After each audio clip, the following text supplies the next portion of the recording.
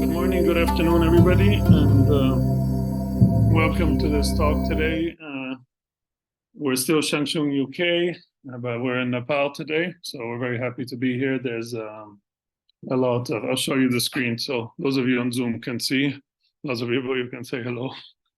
We have many young students of Tibetan medicine and teachers, so it's very nice to be.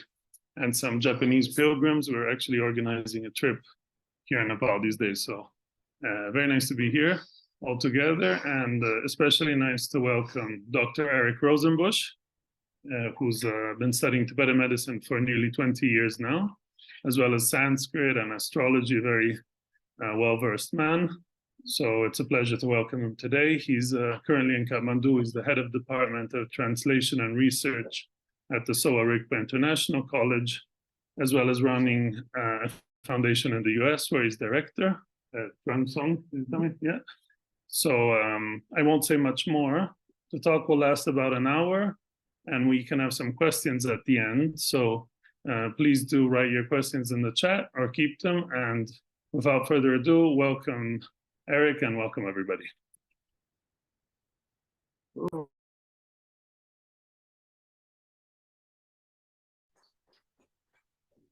Is the audio and video okay for everyone? Yeah, I think they'll be fine. Okay, great. Great, wow. Happy New Year, everyone. So when Jamyangla said, I'm coming to Kathmandu and there's a space to do a talk on the 14th, oh, we should do something on time because it's New Year. Right, of course, I don't know how many New Years we have here in Nepal and in India. Maybe like every couple months there's another New Year, but still this is a New Year. And great, so yeah, we can get started. Yeah, this is me. Jamyangla already told you about me. So we can go ahead. So, Namo Guru Gunanataya. This is Yuto Yunten Gompo. He is a great master of Tibetan medicine, and we consider him to also be like an enlightened emanation of the medicine Buddha that took birth twice in Tibet and a couple of times in India and other places, specifically to teach the science of healing. So for all of us that work with Sowa Rigpa, the science of Tibetan medicine, this Yutok is a being and an energy that's very close to our heart. So we always, pray for his blessing. And so here is a, Mangala Stuti. Let's see.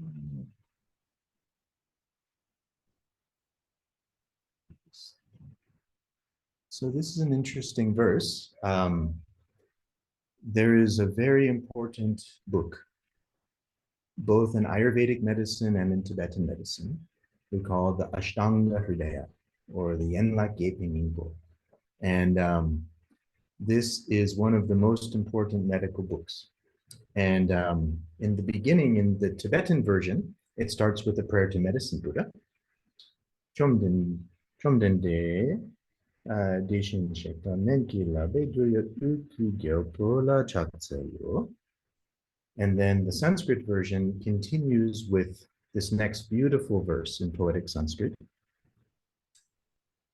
Ragadi Rogan Satatanu Shaktan Asheshakaya Prasritan Ashesham Otsukya Moharati Dangjagana Yoapurva Vaidyaya Namostu Tasmai.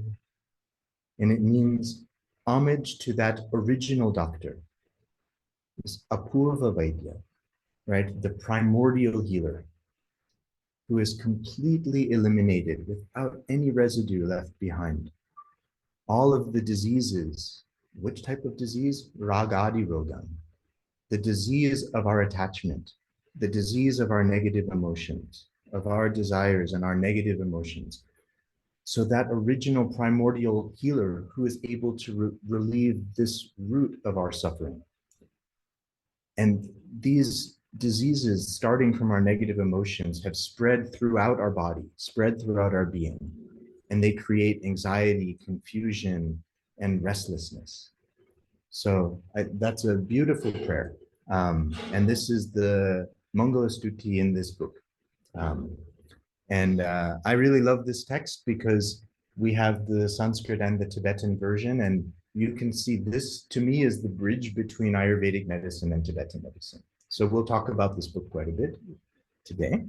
And then also homage to the Rishi, or what we call Drangsong. I don't know how to get, hold on, we have this funny, turn up the volume. That's part of that. So it's not actually on your screen. Yeah. Can we press like go X or go or something?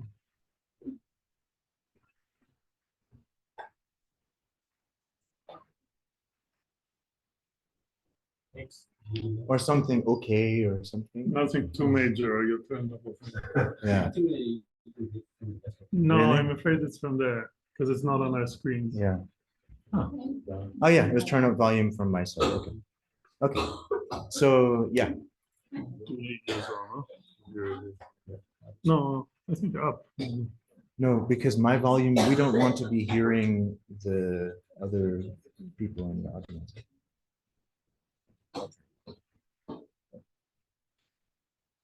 Okay, so these are the Drangsong, right? And Drangsong is the Tibetan word for Rishi.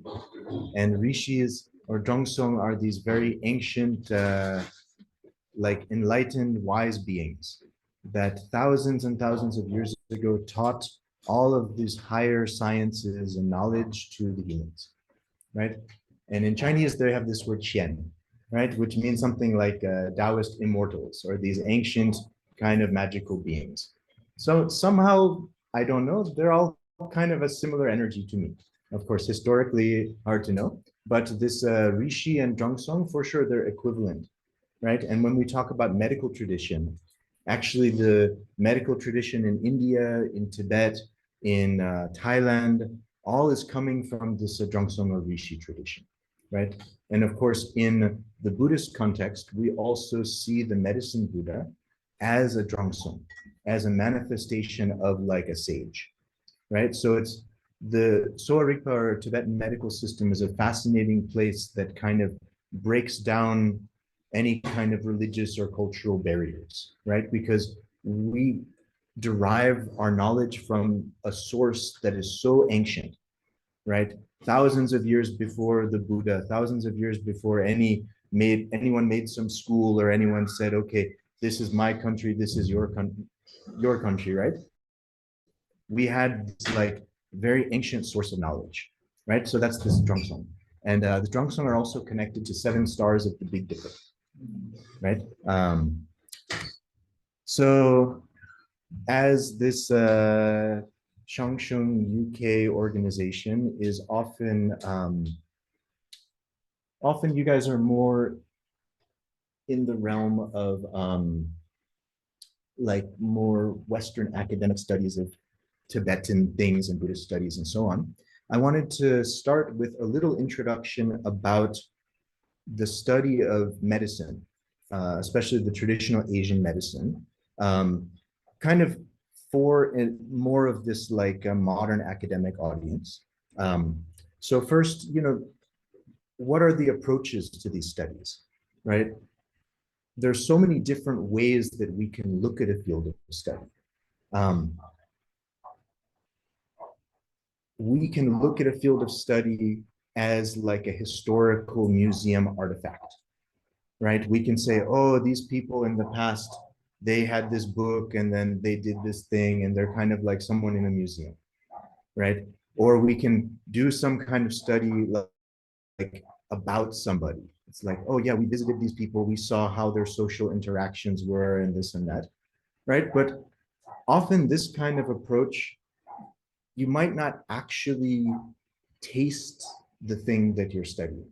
You know, I sometimes think it's like you can go and get a PhD in the study of food, and you can visit some restaurant and you can study the like intersocial, gender, political relationship between the staff members of the restaurant and study like all about the history of the menu, but actually never taste the food, let alone learn how to cook it, right? So with the study of medicine, this is also an issue, right? I think you guys are in this Dharma studies. It's also like that. So many people write the books about Dharma, never say a prayer, never believe anything, but they're just studying this stuff, right? So there's many approaches. Of course, like the approach that I'm coming from is the approach of actually, I'm studying, for example, like the art of food because I want to eat, because I'm hungry, right? And because I want to learn to cook food for other people. So for me, the study of these ancient texts and these things is not just kind of an intellectual exercise. For me, these are actually, it's a living knowledge that can actually really help us, right? So I think it's important to distinguish because, for example, in the like in the modern university settings, right? We have so many departments, right? We have department of like, here we would have, you know, Tibetan studies, South Asian studies, Oriental studies, although that's like not PC anymore. I like the word Oriental, it just means East, right? It's beautiful, it's like the place of the rising sun. But anyway, like that, right? And you can study text, you can study anthropology, you can study even like Western medicine, right? Which is a clinical subject.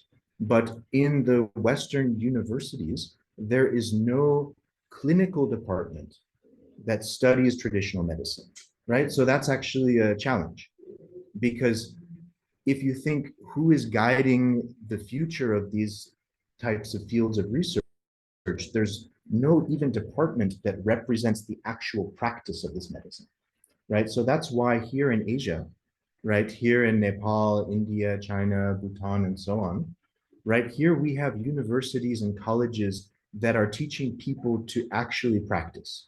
And these medicines are being recognized as actual, not just like as alternative medicine, but they're the indigenous medicine to these lands.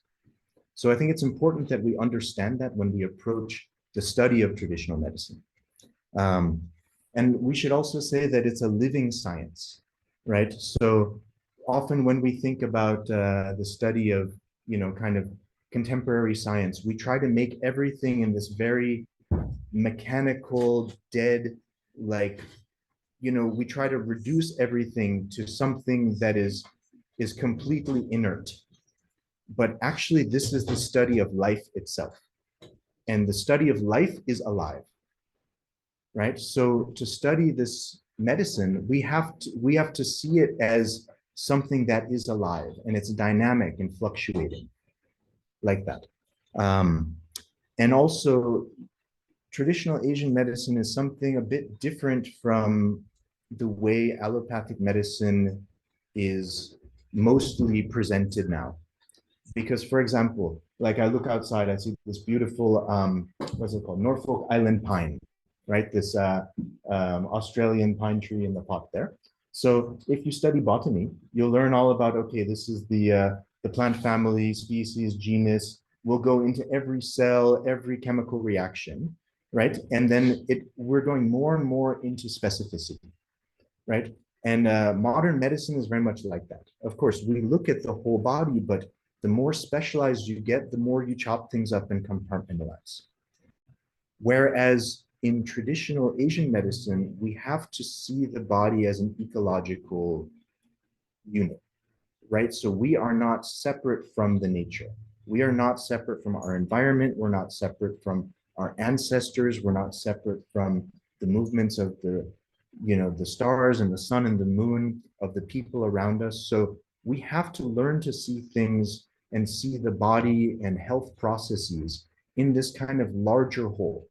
In the same way, when we're looking at someone having a disease, we're not only looking at a number on a laboratory report. We have to see, you know, just like that tree, you know, is that tree getting enough sun? Are the roots bound? Is it getting the right kind of water, the right kind of nutrients? These metrics are things that are part of dynamic ecological complex systems, right? And they're not necessarily things that are, you know, when we try to hyper specialize, we can easily lose these things, right? So that's some really special features of this traditional medicine. And then, of course, the benefit. You know, of course, our contemporary medical system is so powerful, right, for so many things, but nothing is perfect. And actually, there's many things that the traditional medicine, the practice of traditional medicine is a very good complement. Whereas I think the more we can preserve these systems of understanding, actually, this traditional medicine can benefit the understanding of Western medicine. If when Western medicine, modern medicine develops more and more, maybe it will understand some of the things that are basic tenets in our medicine that they don't understand now. Even like, what does it mean to be alive? Right? Actually, modern science has no idea what it means to be alive. I love modern science, but it's true, right? We study all about this thing, but we don't know what life is. We don't know what death is. We don't know what consciousness is, right? We have so many fancy things, but actually the really core essence, which is just our lived experience, we have absolutely no idea. Yeah, and then there's unique opportunities. So this is something interesting. If you look right now, we're in the year 2024. I don't know, the Nepali year is what, 2081 or something like that. So if you think about what the world is like in 2024, right, compared to like 1824, right? The things that we can access, the fact that we can have people from all over the world watching this live online or watching it later on YouTube and these things. We can go on the internet and we can find like almost any book that has been written in the last 5,000 years, like instantly. It's amazing. We've never had that before. But of course, we also have TikTok to distract us too. So what do we do on the internet? We don't read all the scriptures for the last 5,000 years. We like look at silly, I don't know what, I'm not on TikTok, but like that. So this is a very unique time and a unique opportunity because actually we are in a place where still there's a little bit of this old world left. But in 20 years, in 40 years, the world will be a very different place. So right now we are also gatekeepers, bridging what can be preserved from the past and how that can be held and passed forward into the future, right? So I think especially in this case of traditional medicine, this is a very important thing that we need to think about, right? Because for all of us, you know, we are the next generation, then the generations to come, you know, our teachers and our teachers' teachers, they might have come from this really old world, right? Like whether Nepal, China, Tibet, India, like from a totally pre-modern world where they're harvesting the herbs themselves, there's no modern medicine. They have to like, someone gets a fracture, they have to palpate everything and know exactly what to do. There's no x-ray to guide them. So their palpation had to be that good. Now everyone looks at x-rays. So our palpation gets worse and worse every year, you know? So, but like I said, now we're at this unique bridge point. So I think especially for the study of traditional medicine, it's a very crucial time. And it's a crucial time for us to do things properly. So then why am I talking about Ayurveda and Sowa Rigpa at the same time? I know the Sowa Rigpa people will be like, why are you mixed with Ayurveda? The Ayurveda people are like, why are you mixed with Sowa Rigpa? So let's see. This is a very, very rough and very, very badly drawn map of Sowa Rigpa's transmission, right? Sowa Rigpa, by the way, is traditional Tibetan medicine. So if you look at the top left, right? So we have ancient Indian medicine, Ayurvedic medicine. The very top left is a text called the Charaka Samhita, right? And then next to it is Sushruta Samhita. Both are very old, you know, 1 to 10,000 years old, depending on who you ask. Or you can say 1.5 to 10,000 years old, depending on who you ask, right? So I'm not going to get into that today. Then we have underneath that this Ashtanga Sangraha and Ashtanga Hridaya. So that's the book that I took that opening verse from. So that is a book that was composed in the first millennium in the Gupta period, which was a very amazing time in ancient India. It was a real flourishing of culture. And what Vagbhatacharya, the author of, there's actually two books, they're kind of similar. One's like a simplification of the other one, maybe written by the grandson of the first one. We don't have to get into all that. But they took the essence of Charaka and Sushruta, which are actually very long, very complex, very philosophical, amazing books.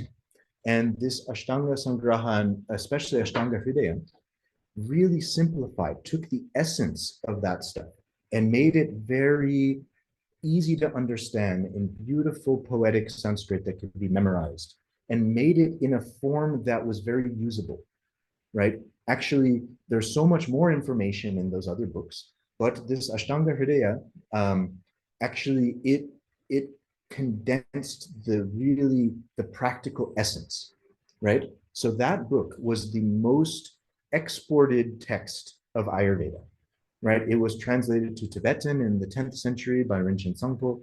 It was translated to Latin, to Persian, and it's a wonderful book. It's still one of the main textbooks used for clinical practice of Ayurveda, especially in Kerala in southern India. So anyway, 10th century, that was translated to Tibetan language. And that text, with a few of its commentaries, became part of the Tengyur, the Tibetan Buddhist canon, right? And that was a very strong influence on what would become the Sowa Rigpa Tibetan medical system, right? You can see I put a bunch of other very poorly drawn little lines, right? So there's other Indian transmissions and texts. We have indigenous Tibetan medicine. Of course, this is the Shangshung Institute, which was founded by the great Chogyal Namkhai Norbulla, a wonderful, incredible master, one of my first Dharma teachers. And he was a great proponent and a researcher of this indigenous Tibetan contributions. Because what happened over the centuries, people in Tibet would always say everything good came from India, and they would belittle themselves. And so now, especially in 20th century, there was a lot of work to see, no, actually, there was a lot of great things that were done natively in Tibet, whether they came from India or came from Tibet itself or from somewhere else. There was so much, you can have so much pride in these things. And I think Namkhai Norbu Rinpoche did so much great work. So I really want to, honor him for that. And then we have this Chinese medicine, right? So Chinese medicine also has its influence in Sowa Rigpa. If we have time later, we can talk about that a bit. Ancient Greek medicine, from after Alexander the Great conquered all the way up to Punjab, right? So there were these Indo-Greek civilizations in Central Asia. And that Greek medical tradition actually was an older stream of medicine that influenced Tibet before this Indian Buddhist medicine came, right? So all of these influences came together, you can say in the 8th to 12th centuries. And that created the Sowa Rigpa system, right? Which is by nature a syncretic, like a combined, perfectly distilled system of medicine. But if you see, I put the line from Yanlake Peninpo a little bit thicker, right? Because to me, in my study of the Sowa Rigpa, especially the Gyushi, the 4 tantras, so much of the essence of that is really linked to this Yanlake Peninpo, which is this Ashtanga Hridaya, right? And I think, of course, in the past, in Tibet, we didn't have, in the 19th century, early 20th century, very few people could learn Sanskrit. Very few people, would go to India and have that access to books like Charaka and Sushruta. So now we're in a place where actually we can really see more, oh, these are the different things that came together. And I just want to say that, sometimes there's how to say, people, like, there's a lot of nationalistic ego from all cultures, right? Like the Indian people will say, oh, our text is the oldest book in the world. The Chinese say, no, our book is the oldest book. And then the Tibetans say, no, we have Bumpo, that's even older. We add an extra 0 before, we had the Buddha before your Buddha, right? So of course, this is all kind of, I mean, it's nice for developing pride in yourself. It's not that useful for actually trying to study the history, right? So I should say that my perspective is I don't have any bias, right? I want to just, for me, it's not that anything is better or worse. To me, like, this Yutok was and this is from my perspective, right? This Yutok and the people that founded the Tibetan medical system, for sure, were, if not enlightened, were incredibly brilliant people. And they were able to take this knowledge from actually many different medical systems and synthesize it together to make something very incredibly powerful, effective, and very unique. Right? So it's good to also respect, okay, these are some of the sources, this is how it works. It doesn't mean that Sowa Rigpa is Ayurveda or Sowa Rigpa is Chinese medicine. They're all distinct, right? But we can appreciate and understand this transmission. I think I said all this stuff already. Yeah, I said all this already. So why is it useful to map the past? One aspect, and this is, I'm someone that really loves traditional knowledge. My whole life, I've been all about really old things and traditional things and old books and who's got these lineages and these things.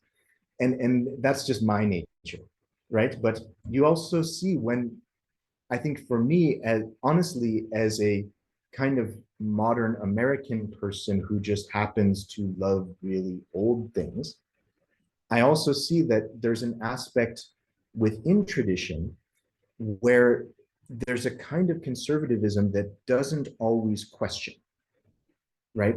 Like we read the thing in the book and we don't always ask, why is that in the book?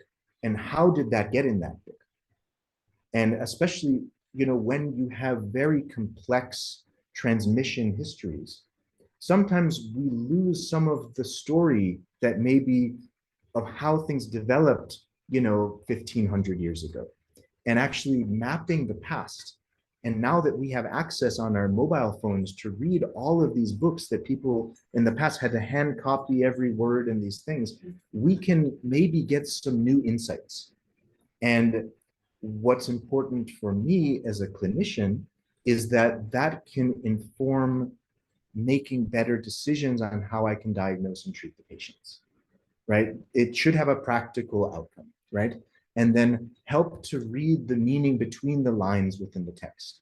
Because maybe if we understand, oh, there's this one text from ancient Greece, and we can see that ancient Greek thing is in this place adopted to Tibetan medicine. And maybe some part of that chapter didn't make sense. But if we go into the ancient Greek book, then maybe we can make sense of it in a different way, right? And that can clarify the context and so on. I said this already, right? The goal is not to justify any nationalistic or political ideology. I think especially in the study of everything Tibetan, right? Because, if you look at the geography of Tibet, I think, yeah. So the geography of Tibet, right? Tibet is this incredible land, right? The highest physical geography on earth.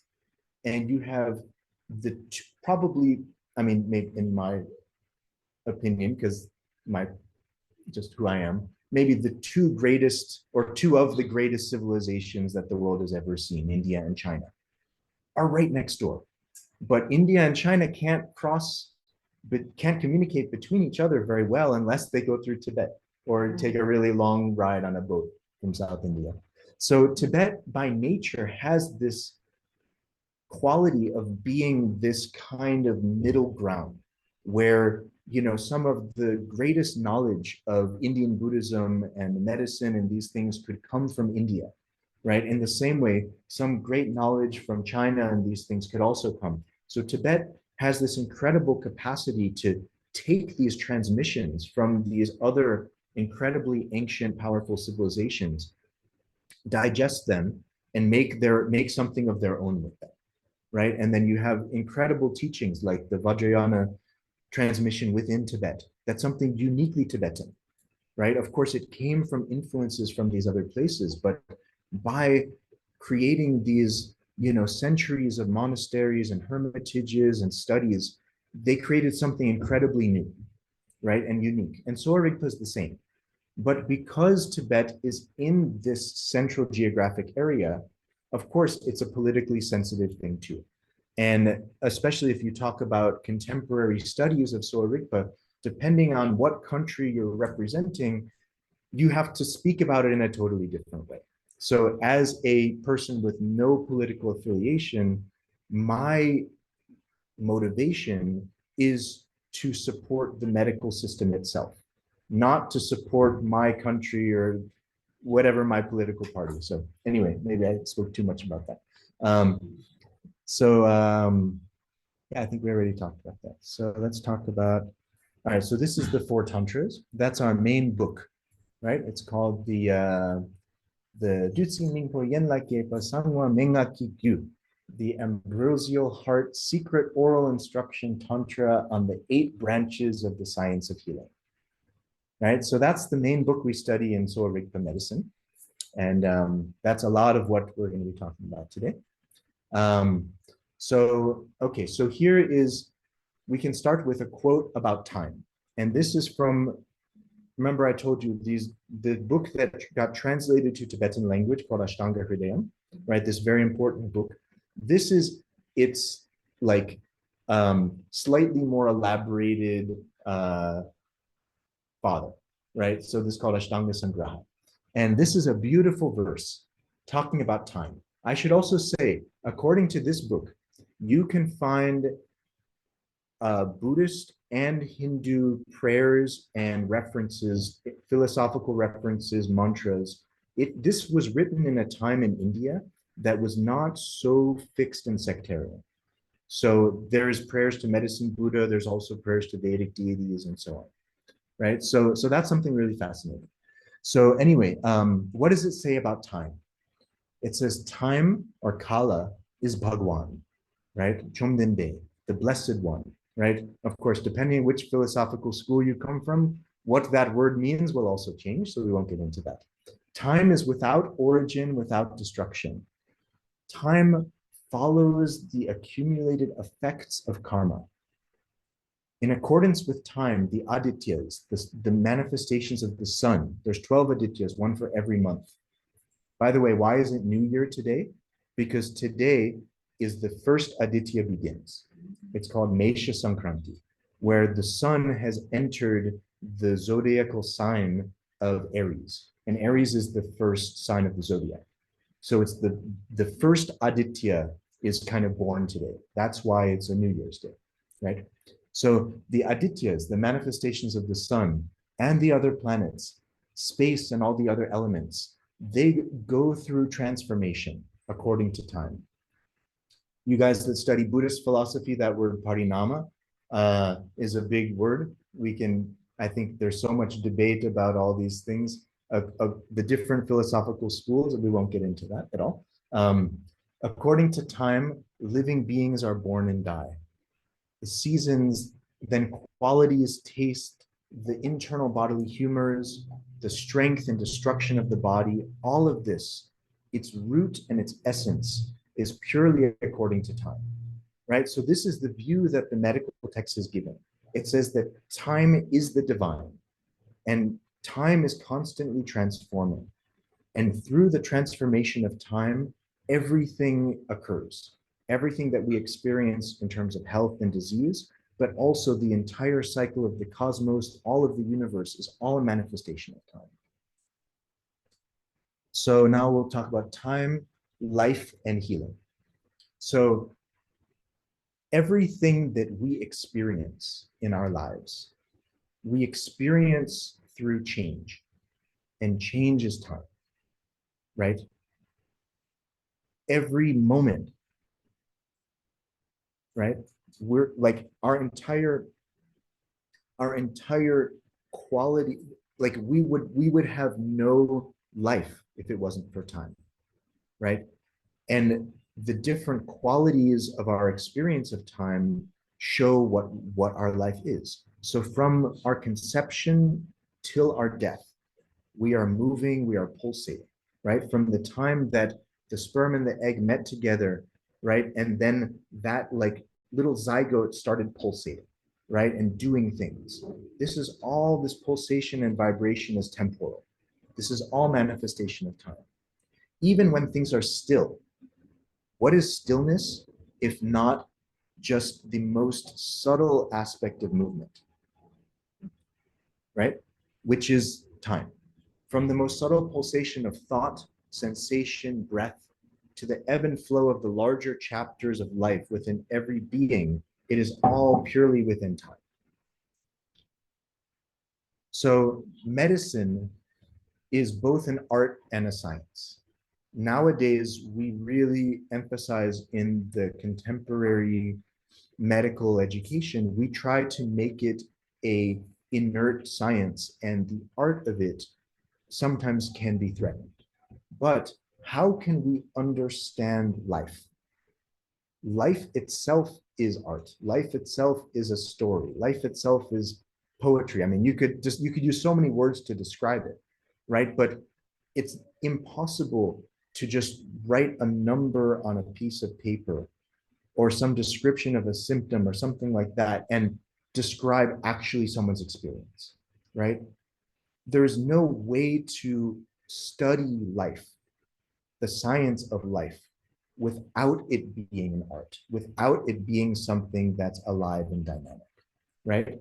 And I already gave the example of that tree. It's like if you go to a forest and you see the different dynamics of the plants and the animals and so on, right? The only way to describe what's happening is artistic, right? It's impossible to not be. So likewise, when we're diagnosing a patient, when we're communicating with a patient, right? When we're devising a therapeutic regime for somebody, right? This is the art of medicine, right? And it's important that we have to recognize it as such. And especially the way it's presented in traditional medicine from this part of the world is that this is an act of living perception, which is united with compassion and empathy, especially in Sowa Rigpa, which is a Buddhist medicine system, right? This whole practice of medicine is dynamic compassion in action, right? We can think, oh, I want to help all beings in the universe, therefore I sit here and pray.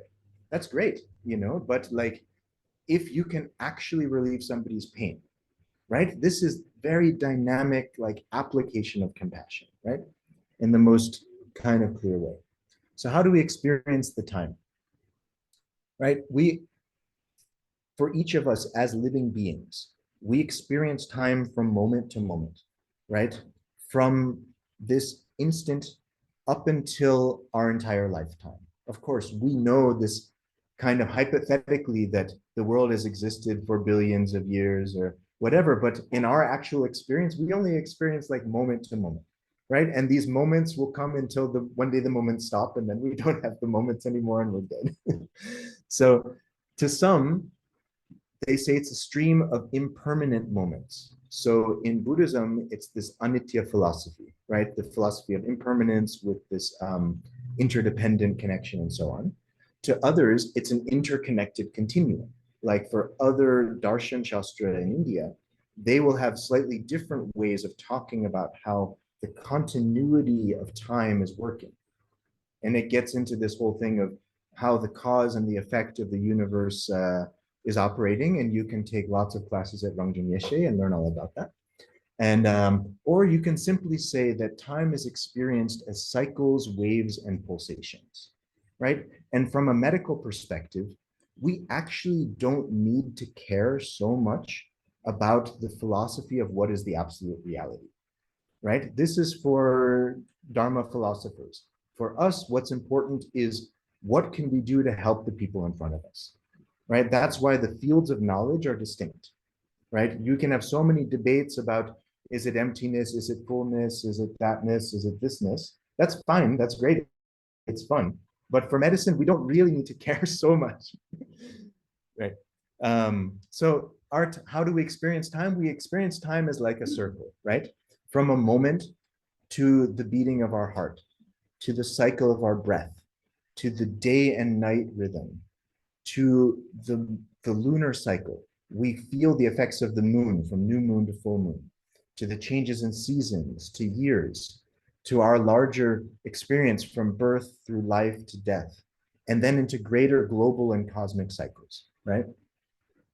So how can we as humans understand about this cycle of time? How can we try to measure it? How can we find kind of ways to understand it?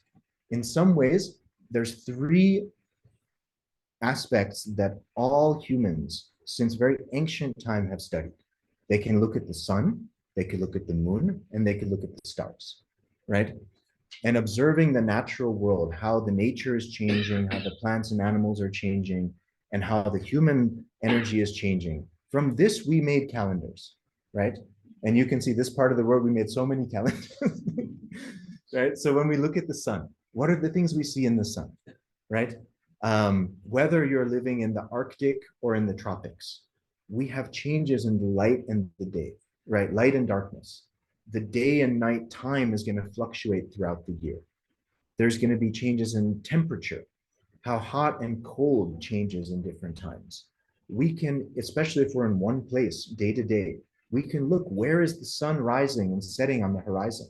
What's the angle of the sun above us, right? So like this, we can learn to measure and understand the cycle of nature around us. I'm often surprised when, in some places people say, oh, we don't really have seasons here. It's kind of the same all the time. It's like, yeah, maybe in some ways, but that also means we're not paying attention because there's nowhere that doesn't have certain plants that flower at certain times, that animals do certain things at certain times, that the sun is moving in different ways, right? It's just up to us. How do we perceive these things, right? So that's from seeing the sun. Then we can see the moon, right? What can we see by watching the moon? We see every day and night, we watch it growing, waxing, and waning, and it's about 30 days, right? Like that, we notice that the moon is pulling on the tides. The moon is connected to the waters of the earth, right? So we can see all of this from just watching the moon. No telescope, no computers, just simply looking at the nature, right? What about looking at the stars? So we can see, for example, during the nighttime, we can see, oh, Mercury is there in that star, in that part of the sky. The moon is there, right? We can track the movements of celestial bodies through the constellations. And we can look how the stars themselves are also moving. We can see how the Big Dipper, in the Northern Hemisphere, Big Dipper is always going to be turning in some direction. And the different seasons of the year, Big Dipper is going to point in different ways. Right? So like that, we can find ways to measure the time, right? And then all of the cultures of humanity found stories or had revelations of stories about the stars, right? And meanings connected to their local land, right? Their local religious, spiritual practices, right? About the different meanings of the energies within the different stars, what happens, when is the harvest time, when is the planting time, and like that, over centuries, we all developed all of this incredible human culture, right? And there's not one place on earth that doesn't have that, unless have forgotten it now. But if you go 100 years back, for sure, everyone had this one, right? Right. And here's, for example, the Big Dipper and the different portions of the sky according to the different seasons. You can see this is the original swastika, right? So that's why it's like Yungdrung. It's this eternal symbol. It's actually like the cross and the spiral mixed together, right? So this Big Dipper's movement is very important. And whether from ancient China, ancient India, also from Tibet, the movement of Big Dipper, there's many, many things, many important things with that.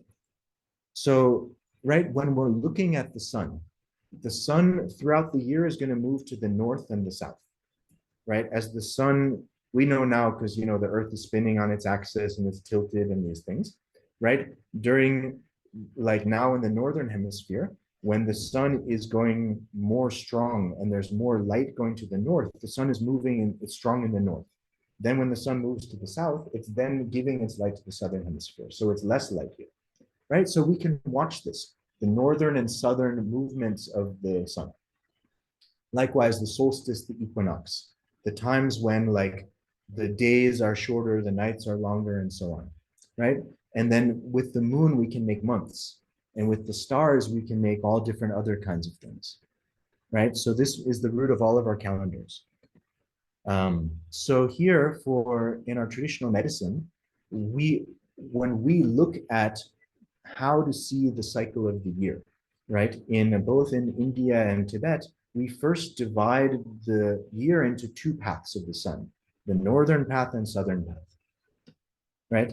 And so basically in the northern path, right? So now we're in the northern path, right? So it starts in the wintertime, right? In the wintertime, every day the sun starts getting brighter, right? The days start getting longer. It starts getting hotter and hotter. So that this time now, this northern path time is the time where solar energy and hot energy is increasing day by day, right? So, and especially in this part of the world, right? As the solar energy gets really strong, right? If you go to like North India in the summer, like this time of year, you feel your energy is totally sucked out because the solar energy is just blasting you. So in that same way, the bodily strength gradually decreases and the sun is absorbing the strength of the beings. Likewise, after the summer solstice, as the sun is moving to the south, that's this lunar time. So every day, then the nights get longer, right? And the lunar energy, the cool energy increases. And likewise, our body energy also returns and so on, right? So like that, we can split the year in two, right? And you can see it's just like this Chinese yin yang or Tai Chi symbol, right? Where it's like the light energy starts to increase until it hits the peak. And then after it hits the peak, then it starts to decline, right? So like this is something completely universal. Then we have months, right? So the moon makes roughly a little more than 12 lunar cycles throughout the year, right? So that's how we get this concept of the months. Whereas this year is defined by the solar energy of seasons, our months are defined by the moon and the lunar cycles. But the moon and the sun, they each have their own personalities. They each have their own mathematics. So you have to sync the two of them up together. It's like, you know, it's like male and female. Like they're different, you know, they harmonize with each other, but they do things each in their own way. That's why there's so many different calendars, because there's so many different ways to try to make the sun and the moon kind of like track their systems together.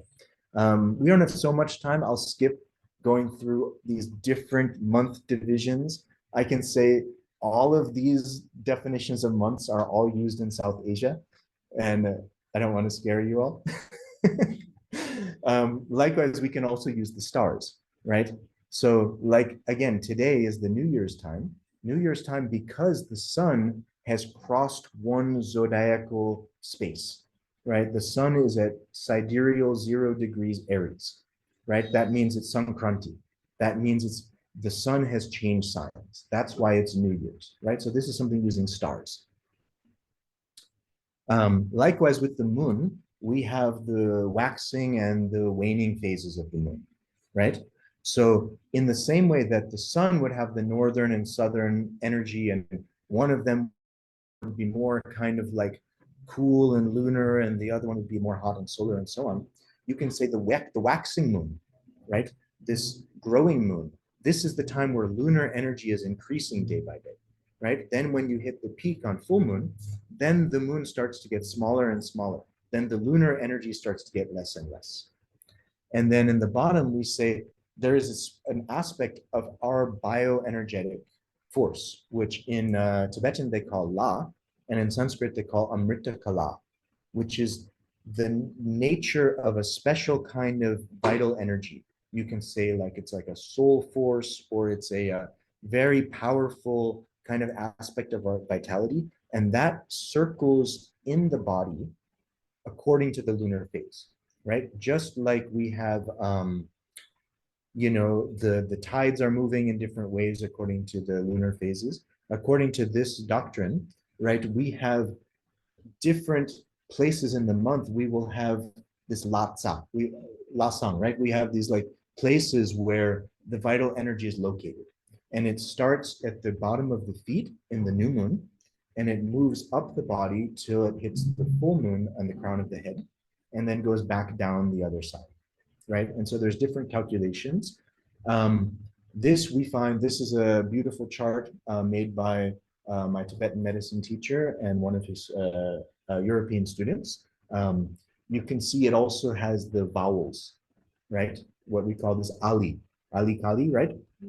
The vowel energy is also connected to the lunar force. So each place in the lunar month is also connected to a mantra syllable of a vowel, right? And then on the right is from the South Indian tradition. So this is something actually that's not been studied so well in English language.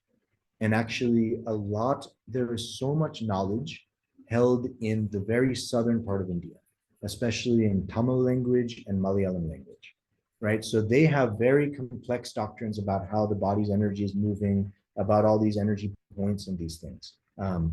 It's an amazing tradition. They have like so many thousands of manuscripts and people that have this living tradition, but so much is not translated, right?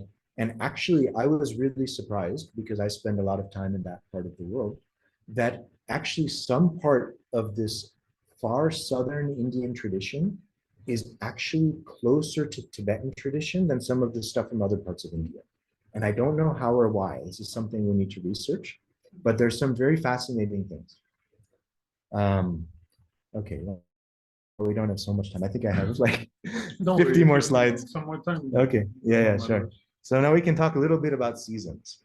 All right, so you guys can't see so well. So this is an animation of the earth from month to month, right? So this is the seasonal breath of the earth, right? And you can see how the green is moving, how the ice is moving, right? It's just like for us, we're having this inhalation, this exhalation, we're having our daily movement. Sometimes we're sleeping, sometimes we're waking. So we're part of the nature, right? Loka Purusha Samya Siddhanta, right? That the human and the world are inseparably united, right? So like that, the breathing earth, right? In the same way, we can look at another visualization and yeah, you can see the date there, right? So this is in January. So it's every day, day and night. And so you can see this is carbon dioxide cycles.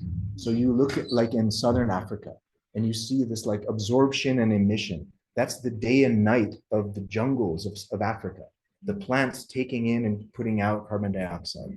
And then you have the really polluting areas that are emitting all this carbon dioxide, like some places in the Amazon, right? So the world is living, the world is breathing, right? In the same way that we are too. So what's happening now, right? We're in the year 2024. And we'll get into this more later, but when we look at the energetics of the seasons on Earth, we have to understand what is the natural cycle and then what is seasonal imbalance, right? We can also say we have weather, right? Weather is like what's happening day to day. And then we have climate. And climate is like the sum total of how things generally should be, right? So here in Kathmandu, right, we have certain plants and animals that grow here, that live here, because this is the climate that they would grow, right? We don't have like Arctic plants growing in Shivapuri forest, right? Because this is not an Arctic climate. But what's happening now is the climate is changing too, right? So all of these cycles are also getting messed up. So how is that going to influence our health, right? So when we're studying the effects of seasons on humans, we have to first understand the general description that the texts are saying, right? Which are kind of like the overall kind of rules of how things work. But then we have to start to see what's changing right now, right? How are our biorhythms and our ecological adaptations changing with climate change, right? How are plants and animals and humans changing with this? Because this world is getting very unstable. So this is creating new types of health issues.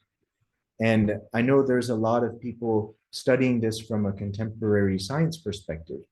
Personally, I feel that the traditional medicine also has a great role to play in studying this.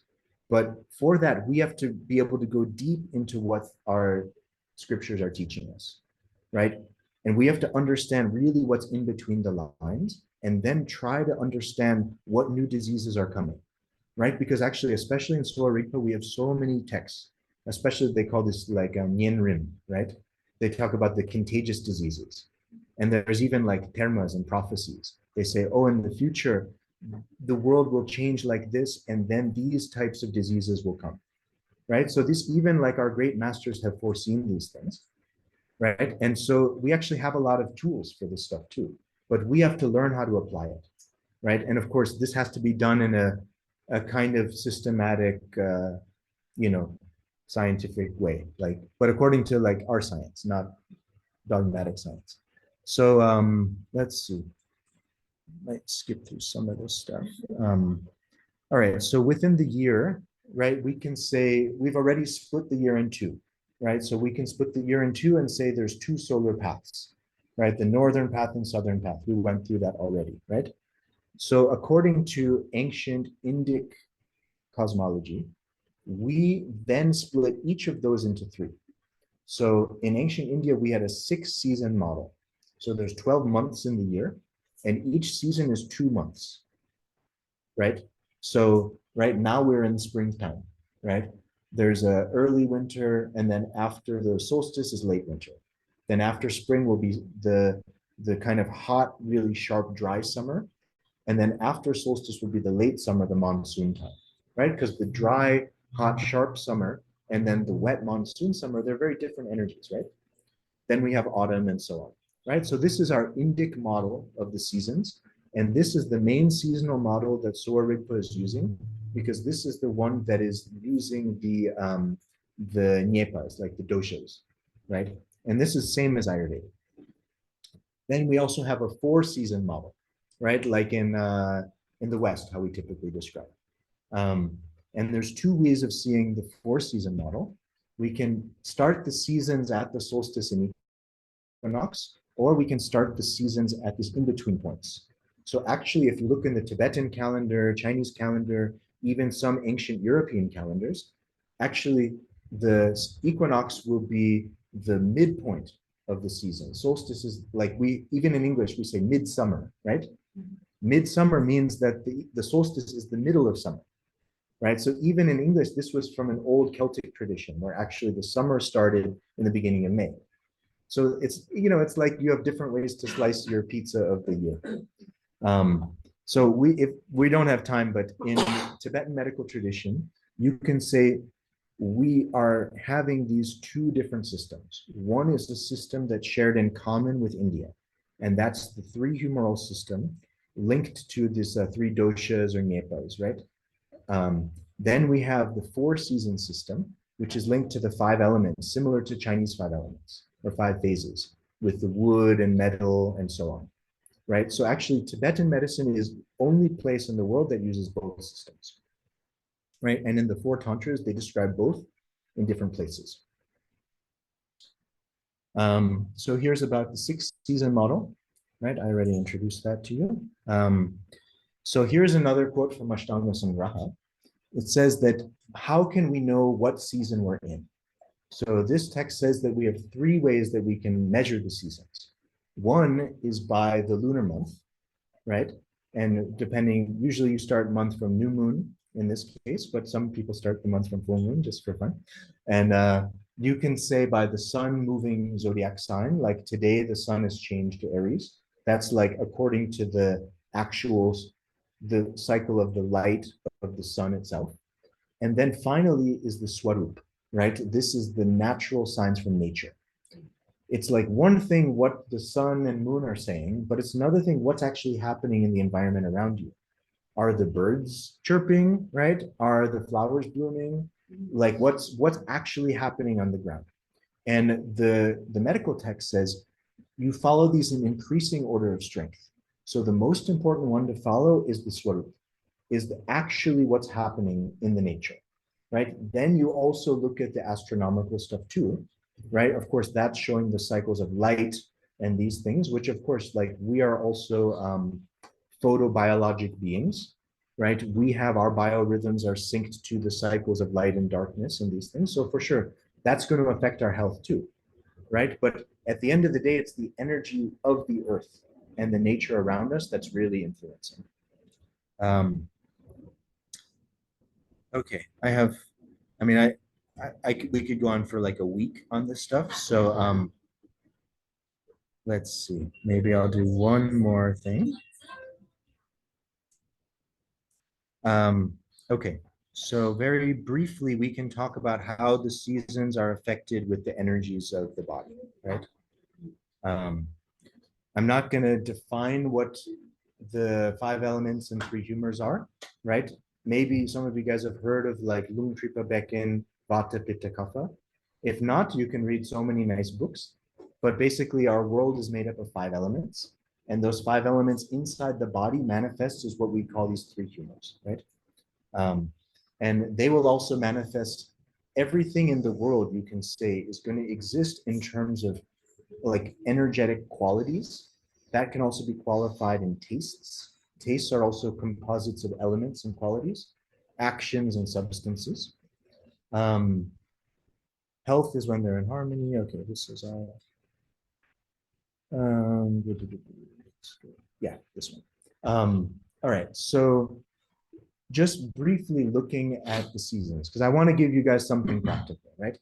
So how can we understand how our body energies are changing to the seasons? So this chart is starting here in the late winter, right? So what happens in late winter? It's very cold. And because of that cold energy, we have the increase of this earth, water, cold, phlegm qualities in our body, right? But it's like the snow that's falling on the mountain, right? So it's accumulating, but it's still kind of lying there dormant. Then what happens in the spring? It starts to warm up like now.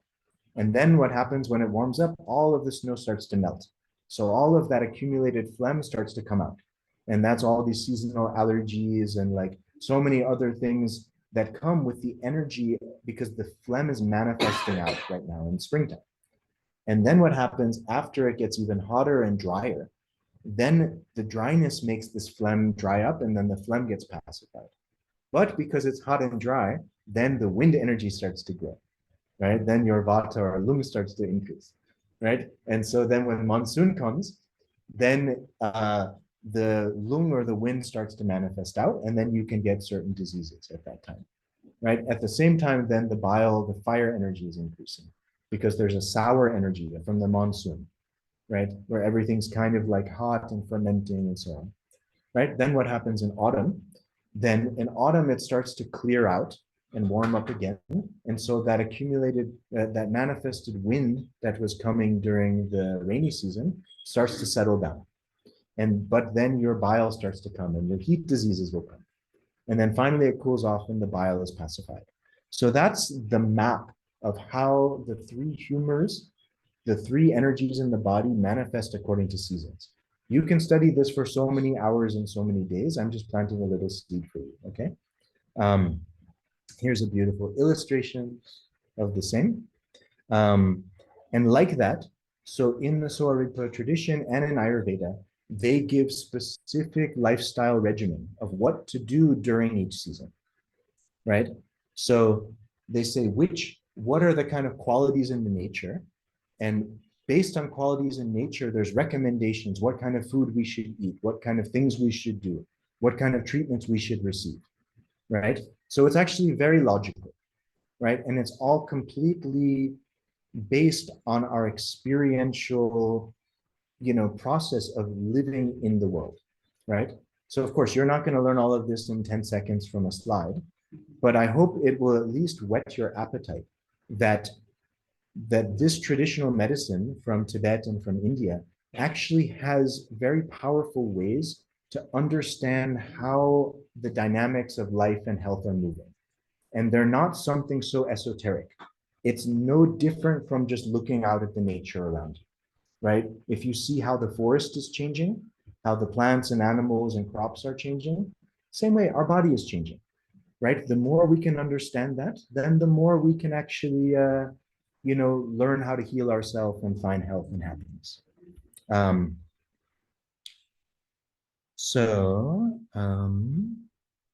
I think that's probably a good place to stop. Do you guys have any questions?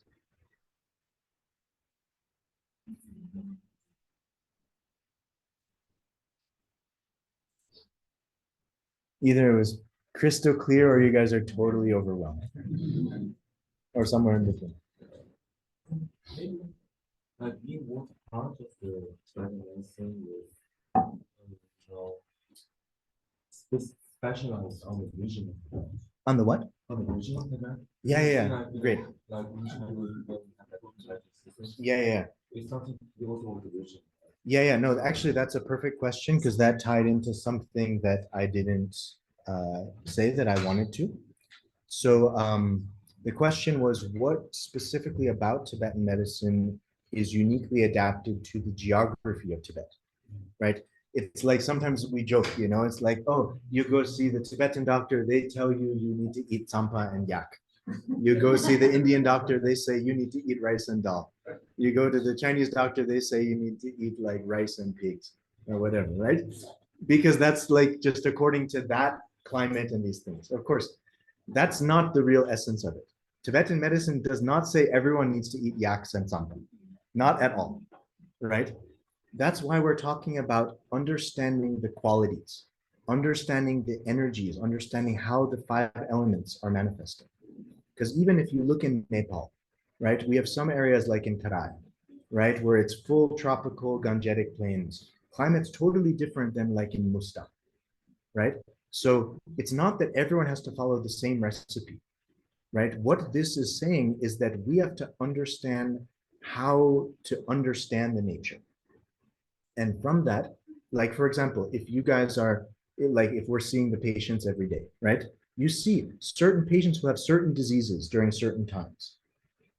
Then we have to think what's happening in the nature that's making everyone have the same symptoms, right? Then this is our own research where we have to kind of learn these things, right?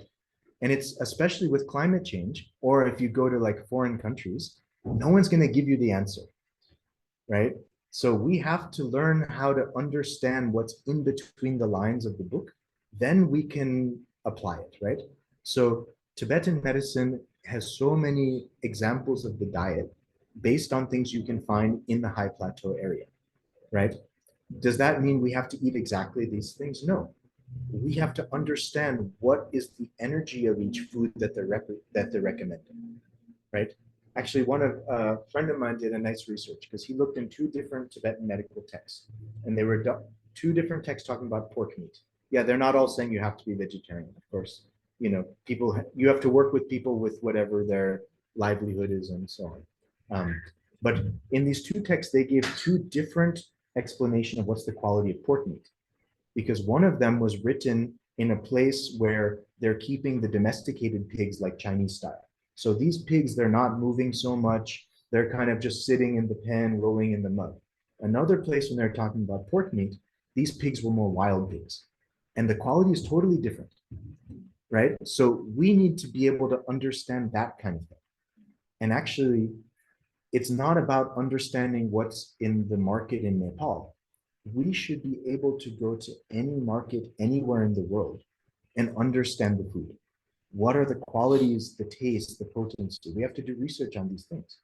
And likewise, people in different places have different traditional diets in different seasons. And these things have a logic to them. So actually, we can really, like if we go to some European country or something, right? And we see, oh, in the winter, we're always making this dish, right? Not some new things, but things that your great-great-grandparents did. This is usually coming from the same language because we're not separate from nature, right? These are things that are balancing our body according to the nature of the time and space. So like that, Soa Rigpa has many things unique to Tibetan Plateau, especially the materia medica, the herbal medicines we use. There's many very powerful high altitude medicines, right? If you think about the high Himalayas, it's one of the most pristine, magical, botanical places on the earth, right? So we have so many powerful medicines. Of course, if the whole world wants to use these medicines, it's a little bit tricky because, there's only so much that can grow there and we can destroy the nature too. But I think that's one thing very special about the Tibetan medicine for Tibet itself. And then, of course, like how we're doing the different therapies, like in Tibet, for example, like the nomadic people. Often nomad people, they're exposed to intense like wind and cold and very intense elements. So it's very common you get these bad joint pains, arthritis. in it, and also people are very tough. So how we do the external therapies, we can do really powerful moxibustion, bloodletting. These things are suitable for very tough Tibetan people. Like modern city people working at the desk all day, they're gonna for sure sue you, right? They're not able to tolerate these kind of things, right? So of course, like we have this incredible palette of therapies we can do. Doesn't mean we have to use the same thing for everybody. We have to know how to diagnose the person individually like that. Okay, one more question. Yeah, please, please.